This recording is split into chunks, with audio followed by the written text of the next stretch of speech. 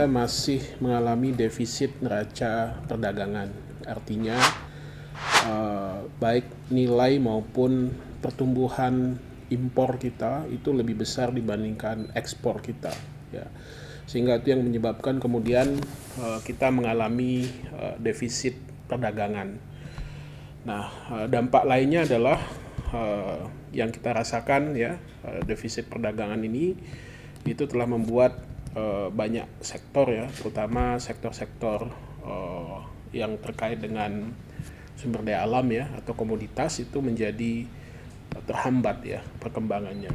Nah, kondisi ini tentu kalau saya menilainya ada dua hal penyebabnya. Satu, adanya trade war, ya, perang dagang antara Amerika Serikat dengan Tiongkok, ya, yang kemudian membuat demand ataupun permintaan terhadap barang-barang, ya, terutama komoditas itu melambat, ya.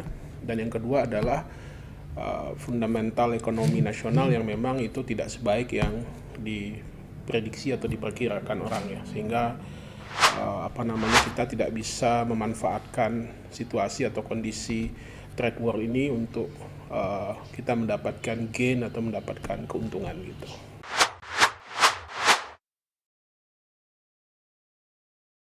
Kondisi saat ini, ya, di mana perekonomian global tidak menentu, ya, atau katakanlah melambat seperti sekarang ini kan tidak terjadi tiba-tiba, tapi ini sudah berlangsung beberapa tahun terakhir. Artinya kalau kita sebagai sebuah negara atau pemerintahan harusnya bisa mengantisipasi, ya, karena kondisi ini atau situasi ini bukan situasi yang baru terjadi gitu, tapi sudah berlangsung beberapa tahun terakhir. Nah, mengantisipasinya itu ya tentu dengan kebijakan, ya. Contoh misalkan beberapa waktu yang lalu Tiongkok atau Cina itu merelokasi pabriknya, ya, karena mungkin merasa sudah tidak efisien lagi sehingga dia harus relokasi keluar dari Cina. Nah, yang dipilih itu adalah negara-negara tetangga kita seperti Vietnam, Thailand, ya, Malaysia, ya. Vietnam yang paling banyak mendapat berkah, ya, atau mendapatkan keuntungan dari sana, dan tidak ada satupun yang masuk ke Indonesia. Nah, itu kan menandakan bahwasanya kita punya problem sehingga mereka tidak mau masuk ke kita gitu. Bisa saja persoalan upah buruh yang tinggi, persoalan lahan atau pembebasan tanah yang memang itu rumit di kita, atau regulasi-regulasi yang membuat semuanya ini menimbulkan biaya yang tinggi, ya, ekonomi biaya tinggi. Nah, harusnya itu yang sudah disadari oleh pemerintah, ya, dari awal gitu, ya, untuk membuat satu regulasi yang simple, yang mudah, ya, yang membuat para investor itu merasa mudah datang ke Indonesia. Yang pertama. Yang kedua juga bagaimana kita bisa menyiapkan kawasan-kawasan yang di situ secara komprehensif itu dekat dengan bahan baku, ya, upah buruhnya bersaing misalkan, atau upah buruhnya kompetitif, ya, dan ada insentif yang diberikan oleh pemerintah, ya, sehingga para investor itu masuk dan menanamkan modalnya di kita. Dan juga yang juga bisa diberikan atau dilakukan oleh pemerintah adalah menata kembali kebijakan industri kita gitu, yang memang dalam beberapa tahun terakhir ini terlihat agak kedodoran dalam menghadapi tingkat persaingan global, ya, yang semakin kompetitif, ya. Mungkin 5-10 tahun yang lalu kita tidak pernah terbayangkan harus bersaing dengan negara seperti Vietnam, Myanmar, Kamboja, ya. Sekarang justru mereka sudah leading dan sudah jauh lebih maju ketimbang kita gitu.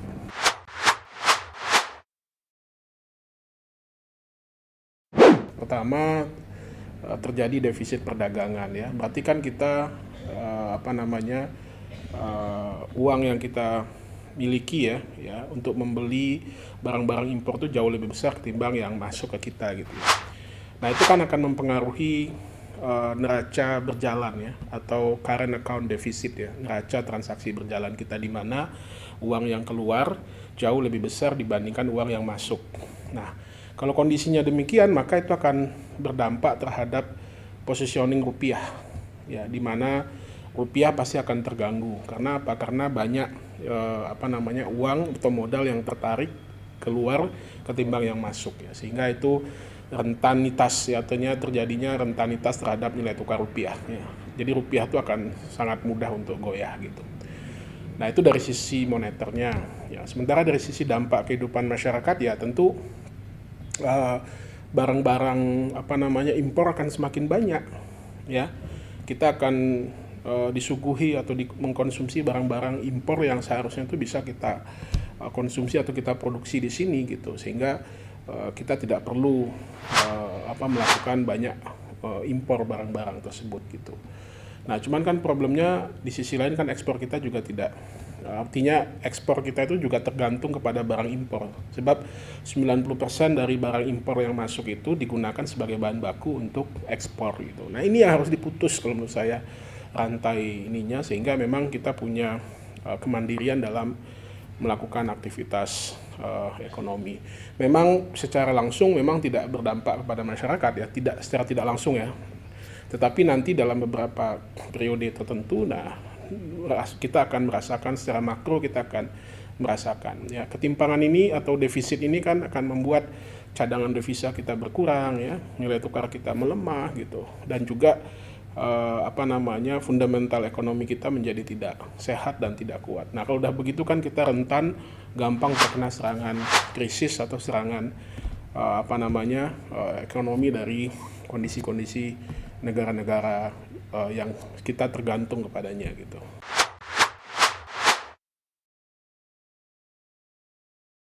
Harus segera dilakukan. So kalau tidak semakin lama akan semakin seperti penyakit menular gitu ya, atau seperti penyakit yang makin lama itu makin ganas gitu ya. Jadi ini harus kita putus rantai siklusnya sehingga kita bisa terbebas dari hal ini gitu ya. Saya melihat ada dua sisi yang hari ini dilakukan oleh pemerintah ya. Yang pertama, memang kita sudah dengan baik melakukan pengetatan atau pengamanan dari sisi fiskal. Tetapi dari sisi sektoral itu tidak terlihat gitu ya. Artinya apa? Pemerintah menjaga betul anggaran kita itu defisitnya tidak terlalu besar ya. Penggunaan utangnya juga terkelola dengan baik gitu ya. Terus juga keseimbangan primer kita mengecil dan lain sebagainya, itu sudah cukup baik lah, oke lah. Tapi dari sisi sektoral ini, nah ini yang belum kelihatan sekali progresnya gitu. Harusnya kalau menurut saya ini harus berdampak terhadap perbaikan pengelolaan di sektor realnya, sehingga yang sudah baik di fiskal ini juga harus berdampak terhadap bagaimana pengembangan sektor real ini. Nah, pemerintah harus mulai berani untuk misalkan ya, kalau kita bertahan dengan angka defisit 1,7, 1,8 nggak apa-apa, sedikit dilebarin ya, asalkan jangan melewati batas 3%. Nah, tetapi perekonomian itu mulai bergairah kembali gitu ya. Nah, sehingga ini akan mendorong atau menstimulus banyak investor atau banyak penggiat atau aktivitas ekonomi untuk bisa menggerakkan kembali sektor ekonomi ini. So kalau tidak demikian, maka rantai masalah ini tidak akan pernah putus gitu. Itu yang pertama. Yang kedua adalah kita memerlukan investasi langsung, PMA ya, penanaman modal langsung atau direct investment ketimbang portofolio. Sebab kalau dengan direct investment itu kan kelihatan gitu loh, orang nanam saham modalnya di kita, ada pabriknya, ada usahanya, ya, ada lapangan pekerjaan yang dia buka, sehingga itu multiplier effect terhadap perekonomian akan semakin besar. Nah, bagaimana caranya supaya PMA itu masuk ke kita gitu, bukan malah sebaliknya keluar satu persatu gitu. Nah, ini yang harus mulai dibenahi oleh pemerintah. Kita menyambut pemerintah mau membuat omnibus law ya untuk merampingkan semua peraturan yang ada. Tetapi sekali lagi tetap harus dengan semangat memperbaiki gitu. Jangan cuma sekedar untuk tambal sulam saja gitu ya. Nah, ini harus segera dilakukan kalau memang ini dianggap sebagai suatu kebijakan yang akan mampu mendorong perbaikan di sektor industri atau sektor keuangan misalkan. Atau misalkan pemerintah juga akan membuat mereform peraturan perpajakan misalkan, juga akan dibikinkan omnibus law-nya gitu. Nah, ini juga harus segera gitu ya, supaya apa-apa yang selama ini masih menjadi bolong di kita, menjadi yang tidak bisa kita kerjakan ya, atau membuat ekonomi kita menjadi tidak kompetitif. Nah, ini akan bisa segera kita perbaiki gitu. Jadi eh, pemerintah jangan terlalu banyak berwacana, menurut saya segera kerjakan, dan sehingga ini akan menjadi lebih baiklah ke depannya, mudah-mudahan gitu ya. Sebab kalau ini tidak segera dilakukan, maka ya kita khawatir seperti tadi yang saya katakan, ini rantai ini tidak akan pernah putus, seperti rantai lingkaran setan ya, yang tidak akan pernah putus dan ujung-ujungnya akan kembali ke sana lagi gitu.